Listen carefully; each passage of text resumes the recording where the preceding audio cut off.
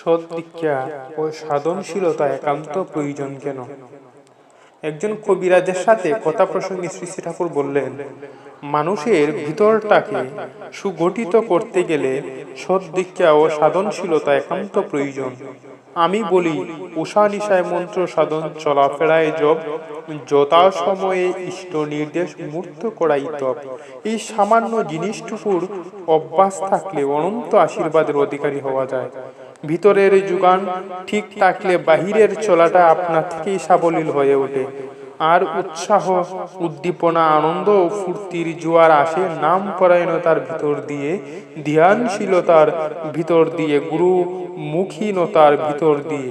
ওতে মন চাঙ্গা থাকে, বুক ভরা থাকে, কাজের মধ্যে একটা নেশা আমেজে লেগেই থাকে, কাজকর্মের চলা বলায় ভুল কম হয়। কবিরাজ মহাশয় যেমন মানুষকে ঔষধ দেন, নামও তেমনি আমার দেওয়া ঔষধ। যে যতটা নিষ্ঠা সহকারে করবে সে ততখানি ফল পাবে। এ আমার করে দেখা জিনিস, এর ফল নির্ঘাত। গুরুর প্রতি টান নিয়ে যেই ঠিক মতো নাম ধ্যান করবে, তার ভিতরেই ঘুমন্ত গুণগুলি গজিয়ে উঠবে। নাম ধ্যানের সঙ্গে সঙ্গে চাই এস্তার কাজ, নইলে মানুষ নিতর হয়ে পড়ে।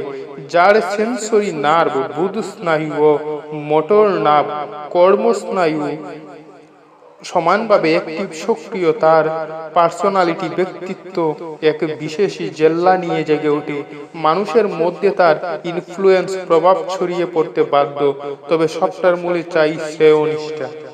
আলোচনা প্রসঙ্গ 10-30-1948।